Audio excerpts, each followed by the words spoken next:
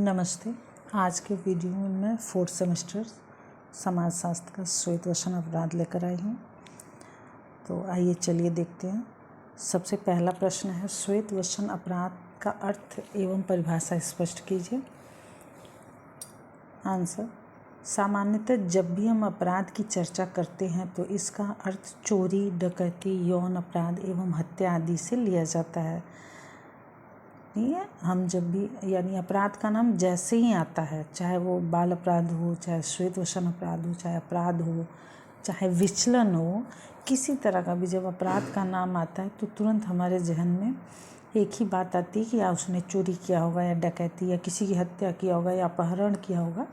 इस तरह के कार्य को अपराध कहते हैं। समाज में प्रतिष्ठित, धनी एवं साधन संपन्न व्यक्ति जब अपराध करते हैं और वह उच्च प्रशासनिक अधिकारियों के संपर्क में होने के कारण कानून एवं पुलिस की गिरफ्त से बच जाते हैं, अतः इस प्रकार के अपराधियों को श्वेतवसन अपराधी कहते हैं। अपराधी में जैसे देखिए, सदरलैंड ने 2 तरह का बताया है, एक निम्न वर्गीय अपराधी, एक उच्च प्रतिष्ठित अपराधी होते हैं। निम्न वर्गीय अपराधी होते हैं जो बड़ी आसानी से पकड़े जाते हैं और उन्हें उसके अपराध के अनुसार दंड भी दिया जाता है। लेकिन वहीं उच्च और प्रतिष्ठित संसाधन संपन्न जो अपराधी होते हैं वो पुलिस के पकड़ में नहीं आते, कानून पुलिस के, और वो अपने दंड से, किए गए अपराध का दंड नहीं उनको मिलता है, जिससे वो बच जाते हैं। तो उन्होंने उसको श्वेतवसन अपराधी कहा है या सफ़ेद पोश अपराधी। आइए परिभाषा देखते हैं। सदरलैंड के अनुसार श्वेतवसन अपराधी प्रतिष्ठित एवं उच्च सामाजिक स्थिति धारण करने वाले व्यक्तियों द्वारा उसके व्यवसाय के दौरान किया जाता है।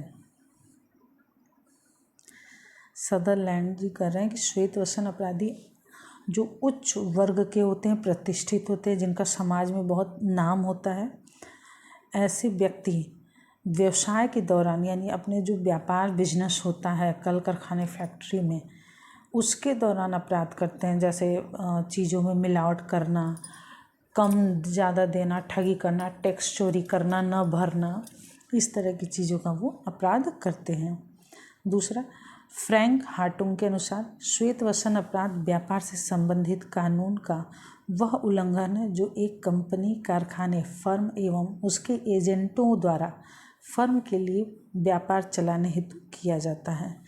इन्होंने कहा है, हार्टुंग ने, कि व्यापार संबंधी जो अपराध होते हैं वो श्वेतवसन अपराध में आते हैं। अब अपनी कंपनी और कारखाने यानी कल कारखाने को चलाने के लिए जो एजेंटों द्वारा, जैसे लोगों के बीच में जाके प्रचार करना या किसी तरह का फॉर्म भराना, बातें करना जिसमें धोखाधड़ी का हो, तो करते हैं, लुभावना आकर्षक चीज़ें बता के अपने व्यापार के बारे में उसको चलाने के लिए करते हैं, उसको श्वेतवसन अपराध कहते हैं। आइए दूसरा क्वेश्चन देखते हैं। श्वेतवसन अपराध के प्रमुख प्रकारों का उल्लेख कीजिए। आंसर है, श्वेतवसन अपराध के निम्नलिखित प्रकार हैं। पहला, व्यापारी श्वेतवसन अपराधी के रूप में। व्यापारी वर्ग में श्वेतवसन अपराधी ठगी, विश्वासघात, असत्य विज्ञापन, आयकर से बचाव, मिलावट, झूठे दस्तावेज, चोर बाजारी आदि के रूप में प्रकट होते हैं। इनके अपराध प्रमाणित करना कठिन होता है। जैसे जो व्यापारी वर्ग के लोग होते हैं, ठगी यानी झूठ बोल के कराना, विश्वासघात यानी आपसे किसी तरह का भी, जैसे कम पैसे दे के या किसी तरह का सिग्नेचर करा लेना ज़्यादा पे, इस तरह का ठगी करना। और विज्ञापन यानी अपनी चीज़ों को आकर्षित दिखाने के लिए बढ़िया से बढ़िया विज्ञापन उसका करना जिसमें झूठ सब कुछ है। आयकर से बचने के लिए वो अपनी चीज़ों को छिपाते हैं, पूरा दस्तावेज या पूरी जानकारी कानून को या नहीं देते हैं, जिससे वो टैक्स में बच जाते हैं और अपने सामानों में भी मिलावट करते हैं। तो इस तरह के जो भी अपराधी होते हैं व्यापार संबंधी होते हैं, यानी जो व्यापार बिजनेस में करते हैं, उनको व्यापार संबंधी अपराधी कहते हैं। दूसरा है राजकीय अपराधी श्वेतवसन अपराधी के रूप में। अनेक लोग राजकीय अधिकारी को घूस देकर ठेका लेते हैं। जैसे जो राजकीय अधिकारी होते हैं, राज्य के अधिकारी होते हैं, उनको घूस दे के, पैसा दे के वो ठेका जो होता है अपने नाम से करा लेते हैं, टेंडर, और उनके आड़ में अवैध कार्य करते हैं। जैसे मिलावटे कार्य करना उन्हें पता होता है, फिर भी वो कुछ नहीं बोलते क्योंकि वो उनको उसके बदले में धन दे रखा है उन्होंने। और जैसे कि होटल, बड़े बड़े होटल खोलना, होटल के अंदर वेश्यावृत्ति का कार्य भी चलाना, इस तरह का। और उनकी कोई धरपकड़ नहीं होती है और ये कानून से बचे रहते हैं। इनकी पहुंच इतना ऊपर तक होता है कि ये कानून से बचे रहते हैं और ये पकड़ाते नहीं हैं। तीसरा, डॉक्टर श्वेतवसन अपराधी के रूप में। अनेक डॉक्टर बीमारी के झूठे प्रमाण पत्र देने, अपराध के समय या उस दिन अपराधी को अपने अस्पताल से रजिस्टर्ड में दर्ज दिखलाने, पोस्टमार्टम के बाद झूठी रिपोर्ट देने, भ्रूण हत्या, ऐसे आदि कई प्रकार के कार्य होते हैं जो डॉक्टरों द्वारा किए जाते हैं।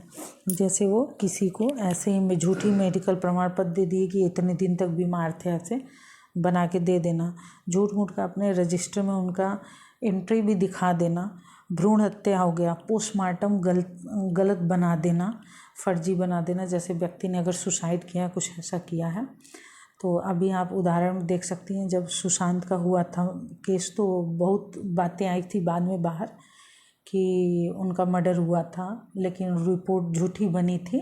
तो इस तरह के जो डॉक्टर होते हैं, अपराध करते हैं, उसको डॉक्टर श्वेतवसन अपराध के रूप में माना जाता है। नेक्स्ट क्वेश्चन, श्वेतवसन अपराध के लिए कौन कौन से कारण उत्तरदायी हैं? श्वेतवसन अपराध के लिए निम्नलिखित कारण उत्तरदायी हैं। पहला, कानून की अनभिज्ञ होना, यानी जो कानून होता है, किस चीज़ के लिए कौन सा कानून है, कौन सी धाराएं बनी हुई है, उसका ज्ञान न होने के कारण श्वेतवसन अपराधी को प्रोत्साहन मिलता है। यानी आम जनता को, आम पब्लिक को कानून की पूरी जानकारी नहीं होती है। अब इतनी धाराएं और कानून में आ गई हैं कि अशिक्षित, क्या पढ़े लिखे वर्ग को भी पूरी जानकारी नहीं होती है, जिसके अभाव में श्वेतवसन अपराधी बच जाते हैं। उन्हें किसी तरह की उनके ऊपर कार्रवाई नहीं हो पाती है। दूसरा है कानून के विस्तार की कमी।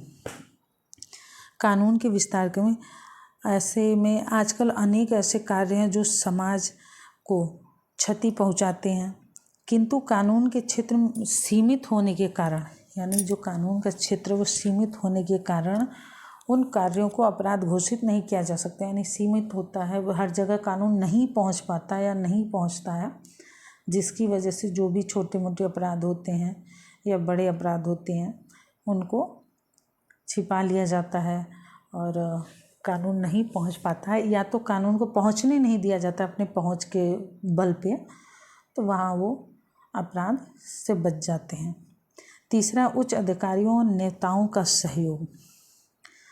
इस अपराध में तीसरे में है कि जो उच्च अधिकारी होते हैं, यानी बड़े बड़े पोस्ट पे बैठे हुए जो हमारे सरकारी अधिकारी होते हैं, नेता होते हैं, उनके सहयोग और समर्थन से जो श्वेतवसन अपराधी होते हैं वो बच जाते हैं।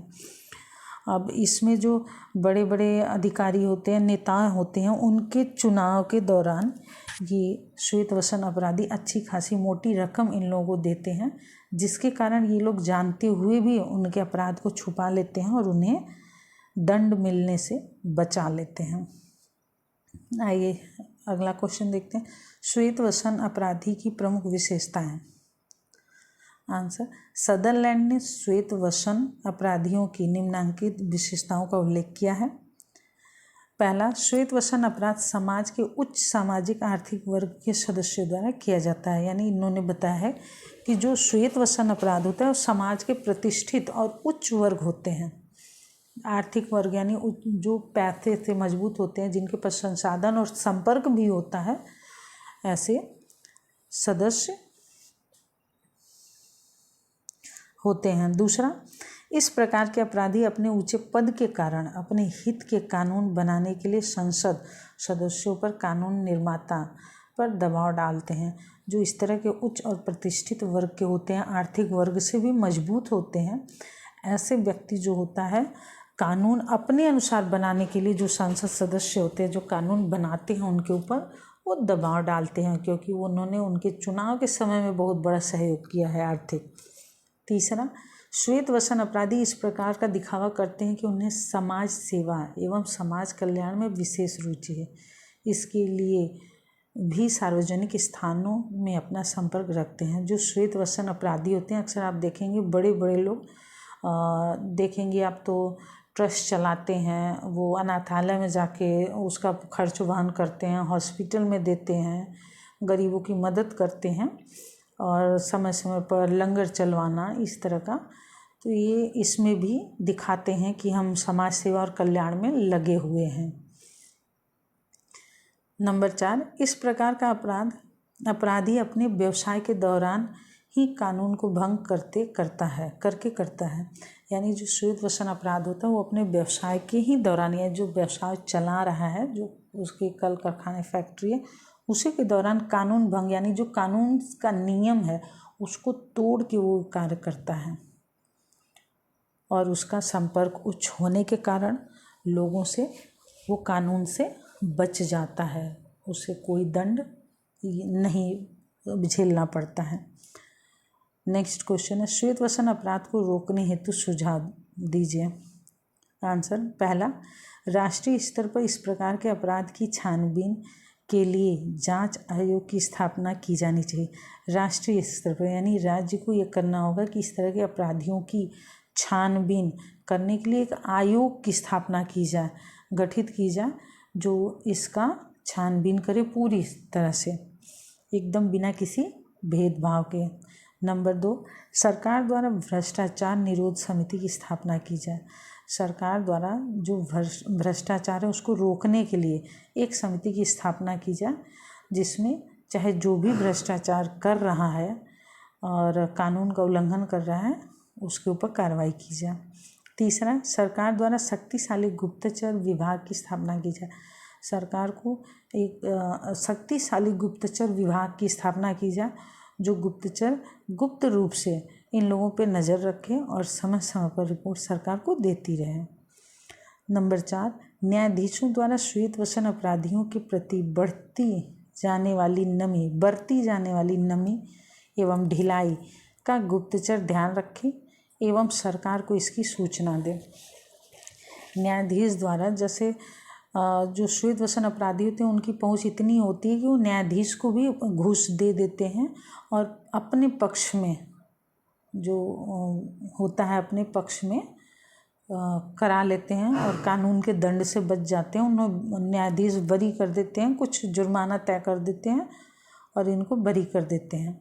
तो उस पर दिया गया है कि जो ढिलाई बढ़ती जाती है, गुप्तचर इसका ध्यान दें और कानून को सरकार को इसकी सूचना देते रहें कि अगर कोई न्यायाधीश है और इस श्वेत वसन अपराधी को ढिलाई बरत के उन्हें छोटा मोटा जुर्माना तय करके छोड़ देता है तो इस पर कार्रवाई किया जाए।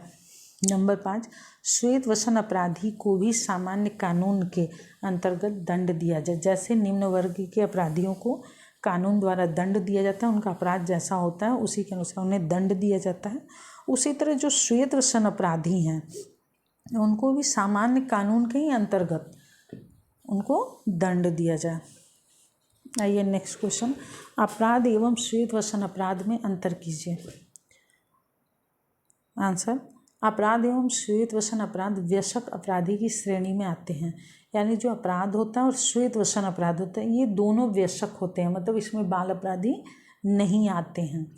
अपराध तो वैसे ही व्यसक का है, श्वेत वसन में भी बाल अपराधी नहीं आते क्योंकि इसमें बड़े बड़े लोग होते हैं, कल कारखाना फैक्ट्री चलाने वाले होते हैं और उनकी पहुँच और संपर्क और प्रतिष्ठा समाज में अत्यधिक होती है। तो ये जो दोनों प्रकार के अपराधी होते हैं ये व्यसक श्रेणी के होते हैं। फिर भी दोनों की प्रकृति एवं मनोवृत्ति में निम्नांकित अंतर होते हैं, यानी लोगों के सोच में और जो अपराध करते हैं दोनों में कुछ अंतर होते हैं। पहला, श्वेत वसन अपराध का संबंध समाज के उच्च एवं प्रतिष्ठित वर्ग से है। यानी जो श्वेत वसन अपराध है वो समाज में जो उच्च प्रतिष्ठित हैं, सम्मान संसाधन संपन्न हैं, उनसे है, जबकि अपराध उच्च या निम्न किसी वर्ग के सदस्य द्वारा किया जा सकता है। यानी अपराध जो है वो किसी वर्ग का सदस्य कर सकता है, उच्च वर्ग का भी और निम्न वर्ग का भी, लेकिन श्वेत वसन अपराध हमेशा उच्च वर्ग और प्रतिष्ठित वर्ग के लोग ही कर सकते हैं। दूसरा, श्वेत वसन अपराध में अपराधी प्रत्यक्ष रूप से अपराध से जुड़ा हुआ नहीं होता, जबकि अपराध में व्यक्ति का अपराधी क्रिया से सीधा संबंध होता है। श्वेत वसन जो अपराध होता है उसमें जो मेन होते हैं उसके, वो प्रत्यक्ष रूप से नहीं जुड़े होते हैं, वो किसी और के माध्यम से अपना ये अपराध कराते हैं, इसीलिए वो कानून के नज़र से या पकड़ से या दंड से बच भी जाते हैं, क्योंकि वो प्रत्यक्ष रूप से नहीं जुड़े होते हैं। लेकिन जो अपराध होता है इसमें अपराधी जो भी अपराधी जैसे चोरी करना, मर्डर करना और किडनैपिंग करना, सीधा उसका संबंध होता है उस अपराध से, और इसीलिए वो आसानी से पकड़े जाते हैं और उन्हें दंड दिया जाता है। तीसरा, अपराधी को पकड़ना और दंड देना सरल है, जबकि श्वेत वसन अपराधी के प्रभावशाली, प्रतिष्ठित एवं संपन्न होने के कारण उसे पकड़ना और दंड देना कठिन होता है।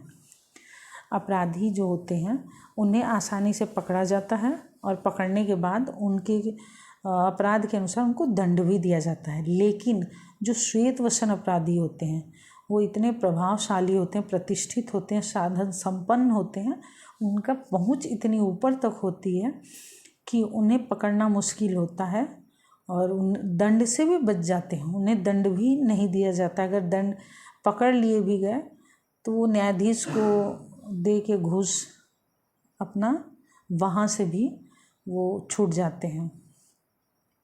प्रश्न, श्वेत वसन अपराध की अवधारणा का सर्वप्रथम उल्लेख किसने किया?